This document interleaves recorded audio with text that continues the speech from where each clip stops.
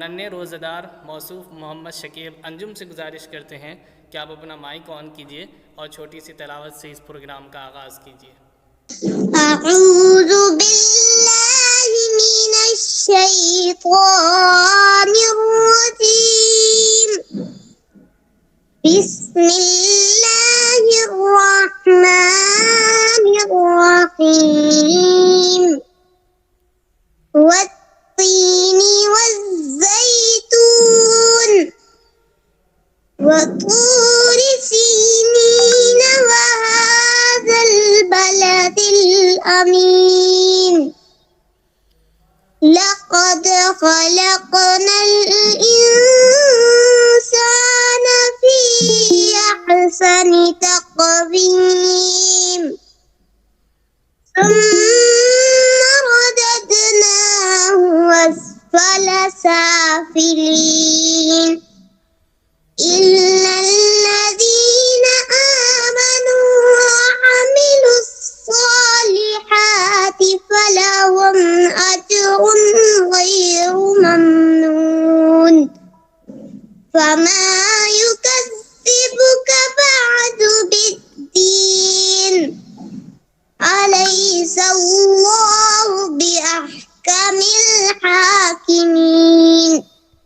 اور رب کریم کا بے پناہ شکر اور احسان ہے کہ اس نے اپنی شان کریمی سے ہم سب لوگوں کو زندگی کی بیش بہا نعمتوں سے سرفراز فرمایا۔ اللہ دیر تک دور تک عافیت کے ساتھ حفاظت کے ساتھ ہم سبوں کو باقی رکھے۔ وہ بھائی وہ بہنیں جو ہم سے آپ سے پہلے دنیا سے جا چکے ہیں، رب کریم کی آغوش میں ہیں، اللہ تعالیٰ اپنی شان کریمی سے ان کی بال بال مغفرت فرمائے، ان کے درجات بلند فرمائے۔ آج کا موضوع مالیاتی عبادت ہے، جس میں صدقۃ الفطر اور زکوٰۃ کی تخصیص کی گئی ہے۔ ان دونوں کا تعلق مالی عبادت سے ہے۔ اسلام کا مزاج یہ ہے کہ وہ یہ چاہتا ہے کہ صاحب مال کے مال کے ذریعے سے غریبوں کی پرورش ہو اور ان کا مال اسلام کی اشاعت اور حفاظت میں لگ جائے۔ تو زکوٰۃ کے نصاب کے سلسلے میں ہم کو اور آپ کو یہ بات ذہن میں رہنی چاہیے کہ اللہ تعالیٰ نے جن کو 52.5 تولہ چاندی یا 7.5 تولہ سونا کی مالیت دی ہے اور اس پر سال گزر گیا ہے، تو اس کے اوپر 2.5% کے حساب سے پیسہ ادا کرنا زکوٰۃ کہلائے گا۔ چاندی کا موجودہ وزن 612 گرام ہوتا ہے، یعنی 612 گرام چاندی، اور سونے کا موجودہ وزن 87.5 گرام ہوتا ہے۔ اگر کوئی آدمی 612 گرام چاندی یا 87.5 گرام سونا کا مالک ہے، یا ان دونوں میں سے کسی ایک کا مالک ہے، تو اس کے اوپر 2.5 روپیہ فیصد کے حساب سے، یعنی 100 میں 2.5 روپیہ زکوٰۃ نکالنا فرض ہوگا۔ لیکن جو صاحب نصاب ہے، یعنی 612 گرام چاندی یا 87.5 گرام سونا کا مالک ہے، تو ایسا آدمی ہمارے سماج اور سوسائٹی میں مالدار ہے، اور اس کی قیمت لگا کر 100 میں 2.5 روپیہ بطور زکوٰۃ کے سال میں ایک بار نکال دینا فرض ہے۔ اب وہ زکوٰۃ جب نکلے گی تو کہاں خرچ ہوگی؟ قرآن کریم نے اس سلسلے میں 8 مدات متعین کیے ہیں کہ 8 مقام پر زکوٰۃ کو خرچ کیا جائے گا۔ پہلا مصرف فقراء، یہ فقرا فقیر کی جمع ہے، جس کے معنی آتے ہیں ضرورت مند، محتاج. اور دوسرے مساکین، اس کے معنی ہے بہت زیادہ محتاج. فقرا کے معنی ہے محتاج اور مساکین کے معنی ہے بہت زیادہ محتاج. ان دونوں کے اوپر زکوٰۃ کی رقم خرچ کی جائے گی. شریعت کی نظر میں جو صاحب نصاب ہے وہ مالدار ہے، اور جو نہیں ہے وہ غریب ہے. تیسرا مصرف زکوٰۃ کا ہے عاملین. عاملین یعنی وہ لوگ جو زکوٰۃ وصول کرتے ہیں. وصول کرنے کے لیے ہمارے ملک میں علماء جاتے ہیں، ان کی اجرت طے ہوگی، وہ اجرت ان کو دی جائے گی. مصارف جو ہوں گے وہ مصارف بھی دیے جائیں گے، اور ان کے لیے اجرت کا لینا اور مصارف کا لینا حلال اور جائز ہوگا. اس لیے کہ اگر وہ آدمی کام کرنے والے نہیں ہوں گے تو گھر گھر جا کر، دکان دکان جا کر، جگہ جگہ جا کر زکوٰۃ کا وصول کرنا بہت مشکل ہو جائے گا. چوتھا مصرف ہے مؤلفۃ القلوب، یعنی دل جوئی کے لیے زکوٰۃ کی رقم دینا. ایسے لوگ ہیں ہمارے آپ کے معاشرے اور سماج میں جو جن کو اگر آپ کچھ دیتے لیتے ہیں تو ان کا دل نرم ہوگا، ان کے شر اور ان کے فتنے سے آپ بچیں گے. اب بہت ممکن ہے کہ وہ اسلام کی اس ایثار اور قربانی اور خدمت کے جذبے سے متاثر ہو کر وہ حلقہ اسلام میں آئیں اور اسلام سے قریب ہوں. تو جہاں اس کا اندازہ ہو کہ ایسے نرم لوگ ہیں کہ جن پر اگر کچھ پیسے خرچ کیے جائیں گے تو وہ قریب آئیں گے اسلام کے، اور ممکن ہے کہ اسلام میں داخل ہو جائے، یا داخل ہونے کے بعد پھر ان کو بہت ساری ضرورت پڑتی ہے، سماج ان کو گھر سے نکال دیتا ہے، لوگ شادی بیاہ کرنے کو بھی تیار نہیں ہوتے، کوئی اپنی بچی دینے کو بھی تیار نہیں ہوتا ہے، کوئی ان کی بچی لینے کو بھی تیار نہیں ہوتا ہے. تو ایسے حالات میں وہ بہت دشواری کے مرحلے میں ہوتے ہیں. تو ان کی دلجوئی کے لیے، ان کی تعریف کے لیے اور ان کی ضرورتوں کی تکمیل کے لیے زکوٰۃ کی رقم انہیں دی جا سکتی ہے. پانچواں مصرف ہے پھر رقاب، یعنی کسی کی گردن پھنسی ہوئی ہو، اس سے مراد ہے غلام. ہمارے ہندوستان میں انسان کے غلام ہونے کا تصور باقی نہیں ہے. نبی رحمت صلی اللہ علیہ وسلم نے دنیا انسانیت کی آبادی میں سب سے پہلے غلام انسان کو آزاد کرانے کی تحریک چلائی، اور ایسی تحریک چلائی کہ دنیا سے انسان کی غلامی کا مزاج مٹ گیا، ختم ہو گیا. ورنہ نبی رحمت صلی اللہ علیہ وسلم کی تشریف آوری سے پہلے انسان کا غلام ہوا کرتا تھا. جیسا کہ آپ حضرات کو معلوم ہوگا کہ حضرت بلال بھی غلام تھے، اور بھی دوسرے کئی صحابہ غلام تھے جن کو نبی کریم صلی اللہ علیہ وسلم نے آزاد کرایا. اور انسان کی آزادی کیسی مضبوط اور مؤثر تحریک چلائی آقا صلی اللہ علیہ وسلم نے کہ دنیا سے غلامی ناپید ہو گئی. اب سوال یہ پیدا ہوتا ہے کہ جب غلام ہے نہیں تو پھر رقاب کا کیا مطلب، پانچواں مصرف کیا ہوگا؟ فقہ ہندوستان نے اور اس کے علاوہ فقہ نے یہ بات لکھی ہے کہ وہ بے گناہ بے قصور لوگ جو جیل کی سلاخوں میں ہیں وہ بھی در حقیقت غلامی کی زنجیر میں جکڑے ہوئے ہیں، اور ان کی بھی گردن پھنسی ہوئی ہے. لیکن اس میں اس بات کو یاد رکھیں وہ ہوں بے گناہ، وہ ہوں بے قصور.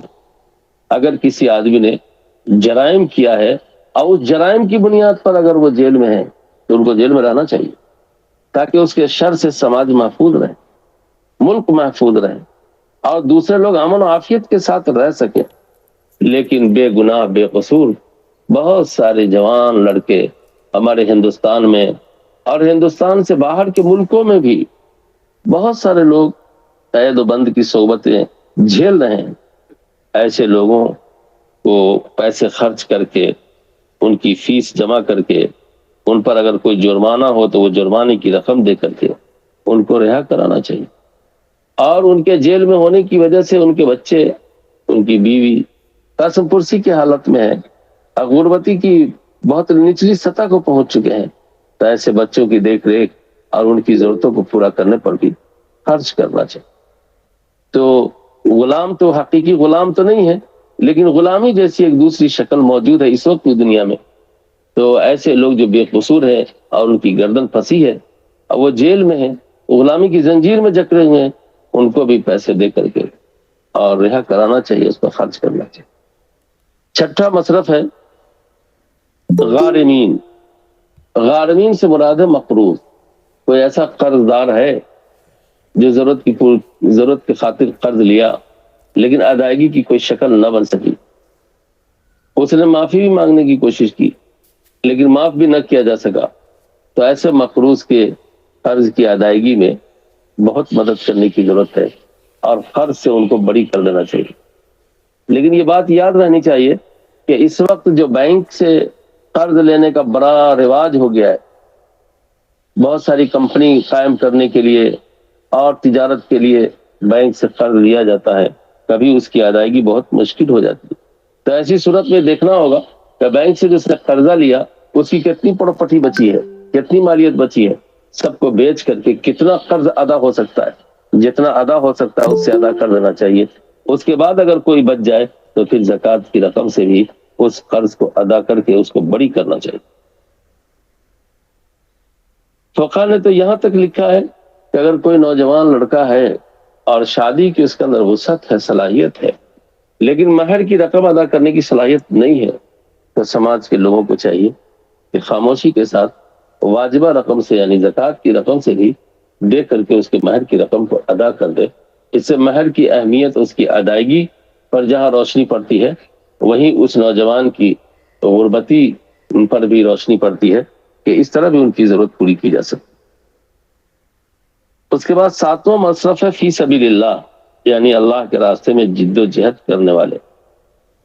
اللہ کے راستے میں جد و جہد کرنے والے کا مطلب خاص یہ ہے کہ وہ نوجوان، وہ ٹیم، وہ جماعت جو سرحد پر جان دینے کے لیے کھڑی ہے اور اسلام کی اور سلطنت اسلامیہ کی حفاظت کے لیے اپنے آپ کو سرحد پہ ڈال رکھا ہے، تو ایسے مجاہد کو بھی زکوٰۃ کی رقم دی جا سکتی ہے تاکہ اس سے اسلام کی حفاظت ہو اور سرحد اسلام کی حفاظت ہو، اسلامی سلطنت کی حفاظت ہو۔ اس سے مراد مجاہدین ہے، مجاہدین ہے، البتہ اس کو عام معنی میں لینا صحیح نہیں ہے۔ ہاں، مدارس اسلامیہ کے جو طلبہ ہیں تو وہ طلبہ عام طور پر کمزور ہی گھرانے کے ہوتے ہیں، بڑے لوگ تو دین سیکھنے کے لیے بھیجتے نہیں۔ میرا خود دیکھا ہوا ہے، اب ہم بارہا دیکھتا ہوں، ایک مالدار گھر ہے اور اس میں بچے اچھے ہیں، تندرست صحت مند ہیں، تو ان کو اسکولوں میں، کالجوں میں اور دوسری جگہوں پر پڑھایا، اچھی بات ہے، لیکن اسی میں اگر ایک بچہ معذور ہے تو اس کہا کہ معذور کو کہاں ڈال دیتے، چلو مدرسے میں ڈال دیے۔ اسکول کے بچوں کی فیس پوری ادا ہو رہی ہے اور وہی مالدار آدمی جو مدرسے بچے کو لے کے آیا تو اس نے کہا کہ نہیں مولانا، مدرسے ہی سے اس کا ایڈمیشن لے لیجئے، تو یہ مدرسے ہی کا کھانا کھائے گا۔ بھلا بتائیے، تو ناانصافی ہے۔ آپ دوسرے علوم و فنون سکھا رہے ہیں تو وہاں سارا خرچہ اپنے جیب پر لے رہے ہیں، اور وہی دین کی تعلیم کے لیے جب بچے کو بھیج رہے ہیں تو اب کہہ رہے ہیں کہ اس کا کھانے پینے کا سارا نظام مدرسے سے کر دو۔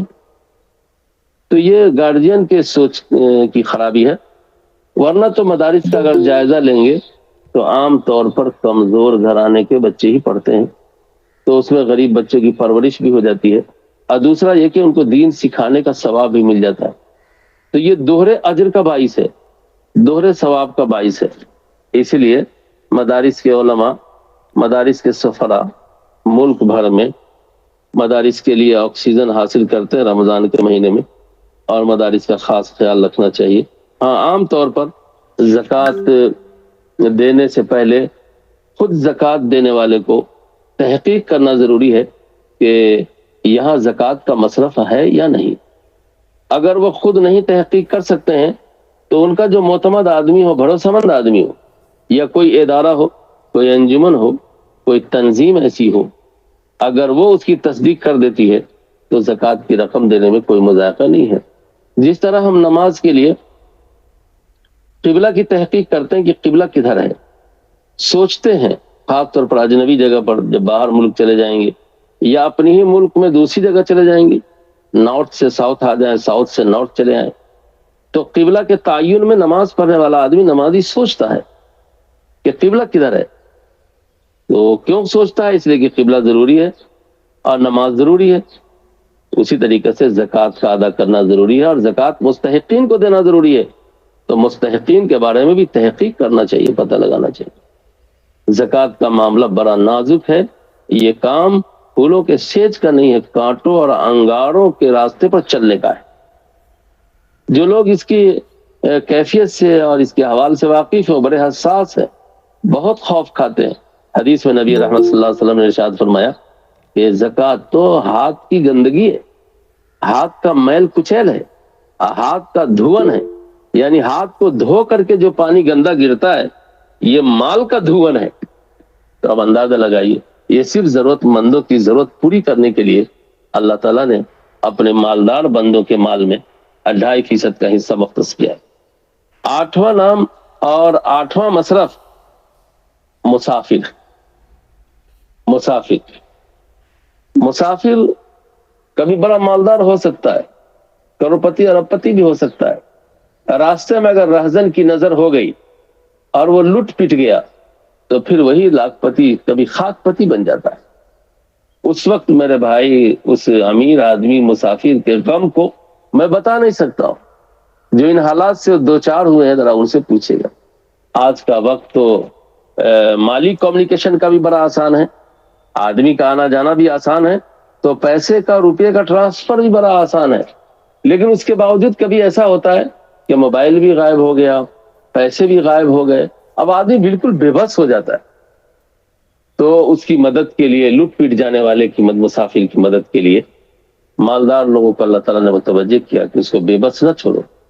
اگر تم اپنے پیسے سے نہیں کچھ کر سکتے ہو تو زکوٰۃ کے پیسے اگر تمہارے پاس ہیں تو اس پیسے کو. اسلام در حقیقت ایثار اور قربانی کا مذہب ہے. وہ روٹی چھیننے کے بجائے روٹی دینے کا مذہب ہے. وہ کسی کھاتے سے لقمہ لینے کے بجائے وہ بھوکے کو لقمہ دینے کا مذہب ہے. اسلام نے غریبوں کی ہمدردی اور غریبوں کی غربتی میں مدد کے نظام کو ایک اصولی طور پر برپا کیا ہے، اور ایسا مناسب و معتبر نظام شاید دنیا کی کسی مذہب والوں کے پاس نہیں ہے. یقیناً کہیں ہے تو افراط و تفرید کا شکار ہے، لیکن یہ معتدل نظام ہے. زکوٰۃ کے سلسلے میں بہت حساس ہونا چاہیے. نبی رحمت صلی اللہ علیہ وسلم نے زکوٰۃ کی ادائیگی پر بہت توجہ دلائی ہے. خود قرآن کریم نے تقریباً 70 سے زیادہ مقامات پر نماز کے ساتھ ساتھ زکوٰۃ کا ذکر کیا ہے. اس سے اندازہ لگا لیجئے کہ آپ کا اللہ، آپ کا مالک، آپ کا خالق، جس نے آپ کو صاحب نصاب بنایا ہے، جس نے آپ کو مالدار بنایا ہے، وہ آپ سے کیا چاہتا ہے. وہ یہ چاہتا ہے کہ ہم نے تو تمام بندوں سے روزی کا وعدہ کیا تھا، بہت زیادہ مالدار ہونے کا وعدہ تو نہیں کیا تھا کہ ہم اس کو بخاری دے دیں گے اور ارب پتی خرب پتی بنا دیں گے. لیکن اگر اللہ تعالیٰ نے کسی کو صاحب نصاب بنا کر کے مالدار بنایا ہے تو اس کا مطلب سمجھنا چاہیے کہ اس مالداری میں اللہ نے اپنے غریب بندوں کا حصہ رکھا ہے. اگر کوئی مالدار ہے تو سمجھیے کہ وہ امتحان گاہ میں کھڑا ہے. ان کو غریبوں کو بھی دیکھنا ہے اور اپنے آپ کو بھی بیلنس میں رکھنا ہے. مال کی وجہ سے ڈس بیلنس نہیں ہونا چاہیے. مال بھی اللہ تعالیٰ کی نعمت ہے. جب نعمت کی ناقدری ہوتی ہے تو یہ نعمت چھیننے لگتی ہے. ایک چھوٹا سا ادارہ، میں بڑا ادارہ تو نہیں کہہ سکتا ہوں اور میرا یہ مزاج بھی نہیں ہے کہ میں ایسے موقع پر میں بہت کچھ بولوں. ادارہ سبیل الشریعہ رحمت نگر آواپور شاہپور ضلع سیتامڑھی میں ریلوے لائن کے قریب ہے، جہاں دارالقضا بھی ہے. جمعیت علماء آل انڈیا مسلم پرسنل لا بورڈ کے پلیٹ فارم سے بھی ادارہ بہت کچھ کام علاقہ مضافات میں کرتا ہے. نیپال کے بارڈر پر یہ واقع ہے. دونوں ملکوں کے سرد گرم کو جھیلتا ہے. اگر کبھی طبیعت آمادہ ہو یا کوئی صاحب خیر ہو تو یقیناً رابطہ کر کے اس ادارے کے اکاؤنٹ کو تعاون دینا چاہیے اور تقویت پہنچانا چاہیے. اللہ تعالیٰ ہم سب کی حفاظت فرمائے اور اللہ پاک ہر صاحب مال کو اللہ کی طرف سے مقررہ حصے کو نکالنے کی توفیق عطا فرمائے، تاکہ ان کا مال ایک نسل میں نہیں بلکہ نسلاً بعد نسل ان کی اولاد در اولاد صاحب مال ہو، صاحب نعمت ہو اور سہولت کی زندگی میں اثر. دوسری بات جو اسی سے متعلق ہے وہ ہے صدقۃ الفطر. صدقۃ الفطر کے سلسلے میں ہندوستان میں ایک عرصہ دراز تک یہی بات عام رہی کہ گیہوں کا صدقہ دیا جائے، یعنی گندم کا صدقہ دیا جائے۔ گندم کا صدقہ کا نصاب ہے نصف سا، اور نصف سا موجودہ وزن کے اعتبار سے 1 کلو 692 گرام ہوتا ہے۔ 1 کلو 692 گرام، اور اسی کو ہم لوگ 1.25 کلو کہتے ہیں کہ 1.25 کلو گیہوں، 1.25 کلو گیہوں کے آٹے کی قیمت نکال کر کے ایک آدمی کی طرف سے صدقہ فطر ادا کیا جائے۔ بلا شبہ یہ بھی صدقہ فطر کا نصاب ہے، اور ہندوستان میں یہی رائج رہا، اور اب بھی یہی نصاب رائج ہے۔ لیکن ادھر فقہ کی، علماء کی نگاہ نبی رحمت صلی اللہ علیہ وسلم کی بیان کردہ اس نصاب کی طرف بھی گئی جس میں آقا صلی اللہ علیہ وسلم نے جو کا ذکر کیا ہے، کشمش کا ذکر کیا ہے، کھجور کا ذکر کیا ہے۔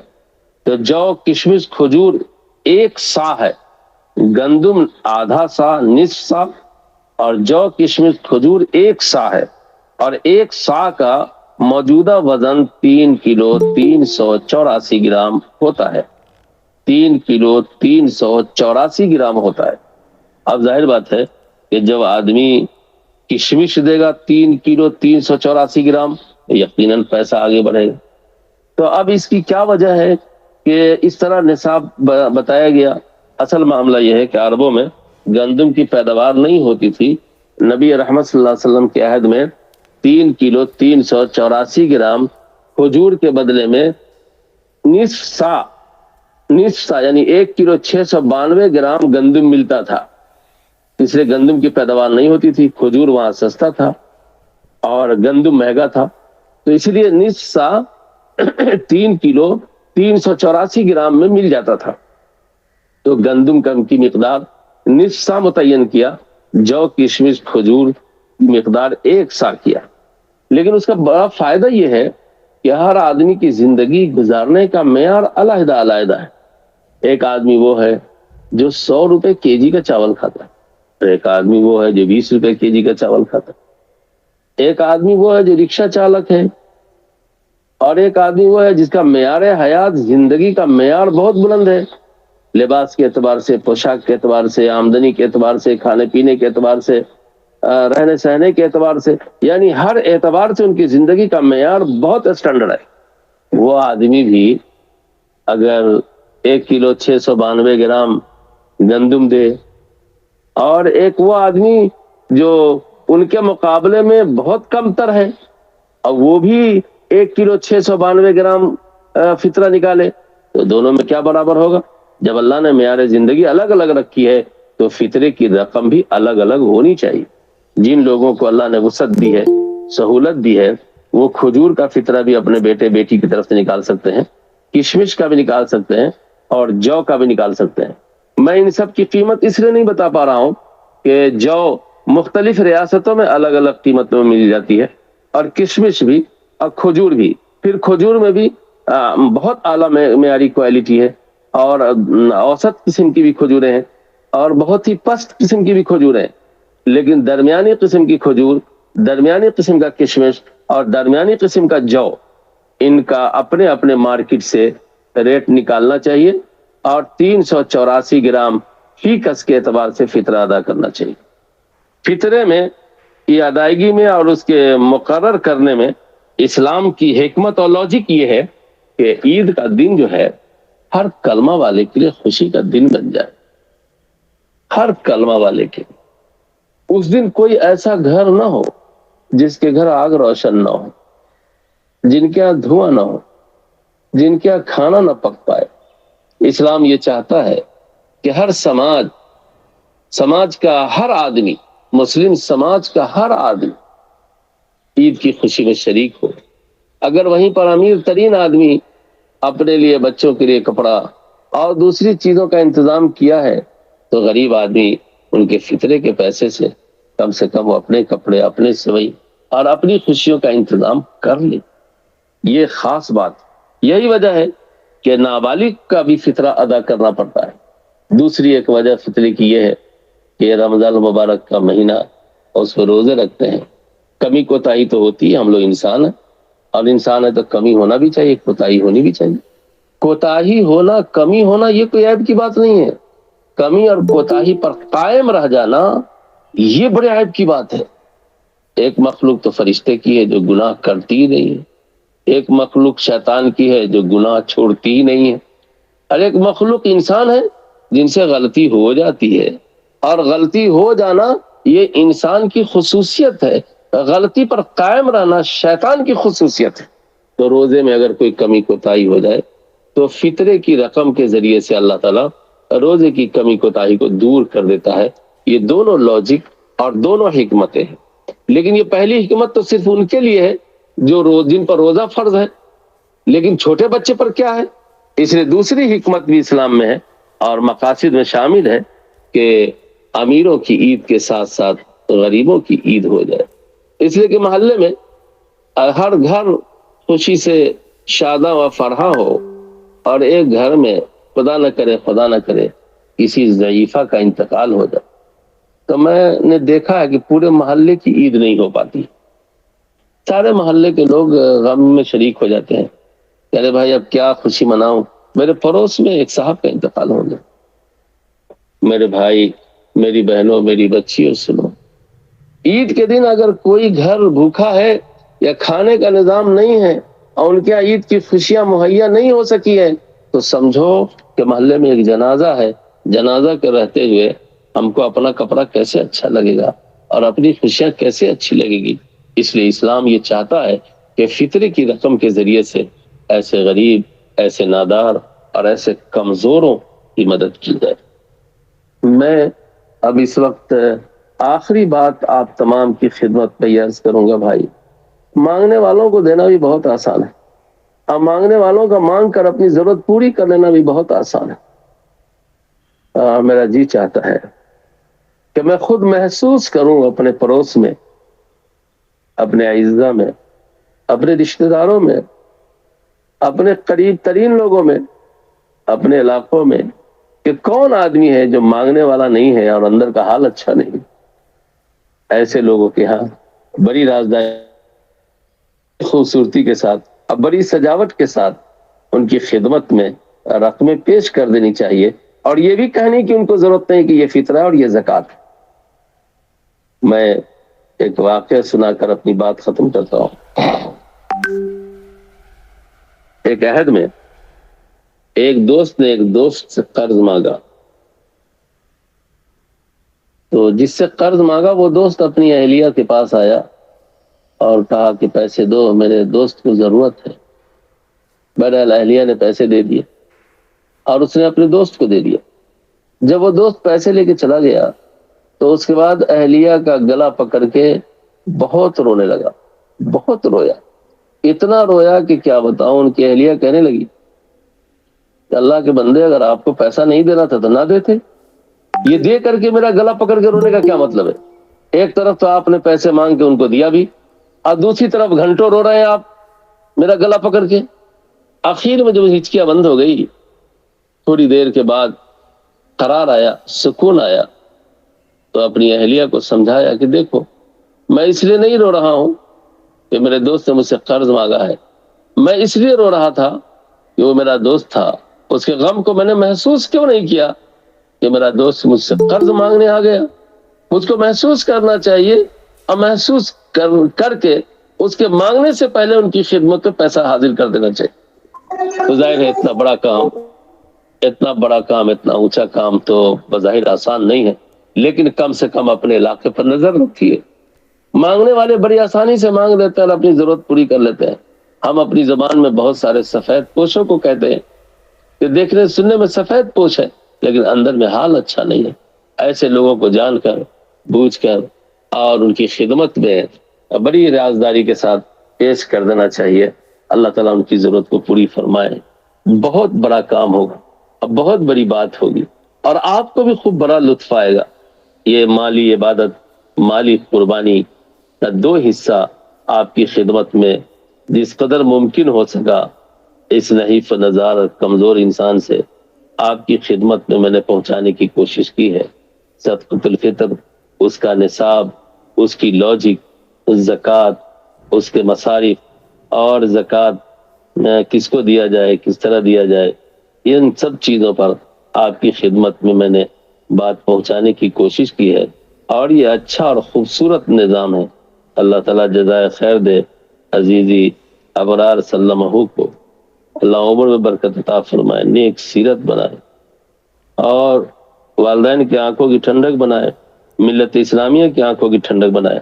اپنی تمام تر کم عمری کے باوجود یہ آن لائن سسٹم سے جو سہولت ہے، اس سے جو اپنے مسلم بھائیوں کو، بہنوں کو، بیٹیوں کو فائدہ پہنچانے کی وہ فکر کرتا ہے تو دل باغ باغ ہو جاتا ہے، خوش ہوتا ہے۔ رمضان کا مہینہ ہے، اس کے حق میں، آپ سب کے حق میں دل کی گہرائی سے دعا ہے، اللہ تعالی ہماری دعا کو آپ سب کے حق میں قبول فرمائے۔ ربنا تقبل منا انك انت السميع العليم بحرمة محمد ابو بکر وعمر وعثمان وعلی واصحابہ اجمعین وبرحمتك یا ارحم الراحمین وآخر دعوانا الحمد للہ رب العالمین۔ اللهم صل على سیدنا ومولانا محمد النبی الأمي وآلہ وصحبہ وبارک وسلم۔ ربنا ظلمنا انفسنا وإن لم تغفر لنا وترحمنا لنكونن من الخاسرين۔ ربنا لا تزغ قلوبنا بعد إذ هديتنا وهب لنا من لدنك رحمة إنك أنت الوهاب۔ اللهم أعنا على ذكرك وشكرك وحسن عبادتك۔ اللهم إنا نجعلك في نحورهم ونعوذ بك من شرورهم۔ اللهم إنا نجعلك في نحورهم ونعوذ بك من شرورهم۔ اللهم واقعة كواقعة الوليد، اللهم واقعة كواقعة الوليد، اللهم واقعة كواقعة الوليد۔ اللهم أعنا على ذكرك وشكرك وحسن عبادتك۔ اللهم اغفر لي ذنبي ووسع لي في داري وبارك لي في رزقي، يا كريم يا كريم، یا سلام یا سلام، یا حافظ یا حافظ یا حفیظ۔ اے اللہ، آپ رحمان ہیں، آپ رحیم ہیں، آپ کریم ہیں، آپ اکرم الاکرمین ہیں، آپ بادشاہ ہیں، آپ بڑے بادشاہ ہیں، آپ ہی شہنشاہ ہیں، آپ 70 ماؤں سے زیادہ مہربان ہیں۔ ایک ماں کی مہربانی کو دنیا میں دیکھ لیا ہے، 2 سال تک ان کی گود میں پاخانہ کیا، پیشاب کیا، انہوں نے اپنے ہاتھوں کی مہندی بنایا اور صاف ستھرا کر کے، پاک کر کے پھر گلے لگا لیا۔ اے اللہ، اس وقت ہمارا گناہ، پاخانہ پیشاب ہمارا گناہ ہے، اور آپ 70 ماؤں سے زیادہ مہربان ہیں۔ اے اللہ، مہربانی فرما کر کے ہمارے اس گناہوں کو معاف کر دیجئے، اس کو صاف کر دیجئے، اور ہم سب سے راضی ہو جائیے۔ مالک میرے، آپ مان جائیں گے نا تو بات بن جائے گی، اور آپ نہیں مانیں گے نا ہم سب پھنس جائیں گے۔ اے اللہ، پیاس کی شدت، دھوپ کا تقاضا، دھوپ کی تپش، رمضان المبارک کا مہینہ، مبارک مہینہ، اے اللہ، ہر حلال چیز کو اپنے اوپر آپ کے حکم سے حرام سمجھنا۔ اے کریم آقا، یہ ادا اگر آپ کو پسند ہے تو اللہ آپ راضی ہو جائیے، اور یہ ادا بھی آپ کو منانے کے لیے مالک میرے، نماز ہو کہ روزہ، زکوٰۃ ہو کہ حج، صدقۃ الفطر ہو کہ دوسری مالی عبادت، تراویح ہو کہ تسبیحات، اے اللہ، یہ سارے نیک کام مالک آپ کو منانے کے لیے، آپ کو راضی کرنے کے لیے، آپ راضی ہو جائیں گے نا تو بات بن جائے گی، آپ راضی نہیں ہوں گے تو بات نہیں بن سکے گی۔ اے میرے مالک، آپ تو بہت جلدی مان جاتے ہیں، بہت جلدی راضی ہو جاتے ہیں، دوسرے لوگ تو جلدی نہیں راضی ہوتے ہیں، لیکن آپ ایک 2 قطرے آنسو میں اپنے بندے بندیوں سے راضی ہو جاتے ہیں۔ اے اللہ، تمام بندے بندیوں سے راضی ہو جائیے، تمام مومن مومنہ سے راضی ہو جائیے۔ میرے مالک، جتنی بہنیں، جتنی بچیاں، جتنے بھائی، جتنے عزیز، جتنے بزرگ اس آن لائن نظام میں شریک ہیں، اللہ ان کی شرکت کو قبول فرما دی۔ مالک میرے، ان کی نسلوں کو، ان کے اولادوں کو، ان کی آنکھوں کی ٹھنڈک بنائے۔ مالک دونوں جہاں میں عزت و عظمت عطا فرمائیے۔ مالک سرخروئی، سربلندی نصیب فرمائیے۔ مالک میرے، معاف فرمائیے، اپنی رضا نصیب فرمائیے۔ مالک، رمضان مبارک کی برکت سے فلسطینی بھائیوں بہنوں کی حفاظت فرمائیے، جن کی شہادت ہو گئی ہے، اللہ ان کی شہادت کے بدلے میں اللہ مسجد اقصی اور فلسطین کو کامیابی نصیب فرمائیے، اس کی بازیابی نصیب فرمائیے۔ اے اللہ، یہ سب آپ کی پراپرٹی ہے، چھوٹے چھوٹے گورے گورے خوبصورت خوبصورت بچے ظالموں کی بم کی نظر ہو رہے۔ اللہ، آپ کو آپ کی غیرت کا واسطہ، آپ کو آپ کی طاقت و قوت کا واسطہ، اے اللہ، روزے داروں کی بھوک و پیاس کا واسطہ، اے اللہ فلسطین کی مدد فرمائیے، فلسطینی بھائیوں کی مدد فرمائیے، بہنوں کی مدد فرمائیے۔ مالک میرے مان جائیے، مالک میرے راضی ہو جائیے۔ آپ ناراض ہے اس لیے بات نہیں بن پا رہی ہے، مالک میرے راضی ہو جائیے، ناراض نہ رہیے۔ اے اللہ ہم سب پر رحم کا، کرم کا، مغفرت کا معاملہ فرما۔ اچانک کی موت سے، حادثے کی موت سے، ایکسیڈنٹ کی موت سے اللہ ہم سب کی حفاظت فرمائیے۔ دونوں جہاں میں اللہ عزت و سرخروئی نصیب فرمائیے۔ ہماری ان دعاؤں کو اپنی شان کریمی سے بے حد قبول فرمائیے۔ ربنا تقبل منا انك انت السميع العليم بحرمة محمد ابو بکر وعمر وعثمان وعلی واصحابہ اجمعین وبرحمتك یا ارحم الراحمین والحمد للہ رب العالمین لا الہ الا اللہ محمد رسول۔ بہت شکریہ، جزاک اللہ خیر۔ حضرت نے طبیعت ناساز ہونے کے باوجود حضرت نے اچھا خاصا وقت دیا، تقریباً پون گھنٹے کا یہ بیان ہوا۔ میں دل کی گہرائی سے حضرت کا بھی شکر گزار ہوں، اور اس کے ساتھ ساتھ آپ سب کا شکر گزار ہوں کہ آپ سب کی توجہ بالکل پون گھنٹہ تک رہی، اور ہمیں امید ہے کہ انشاءاللہ ہم آئندہ بھی اس طرح کے پروگرام کریں گے۔ آپ نے اپنا قیمتی وقت دیا، ہم دل کی گہرائیوں سے آپ کے شکر گزار ہیں۔ السلام علیکم ورحمۃ اللہ وبرکاتہ۔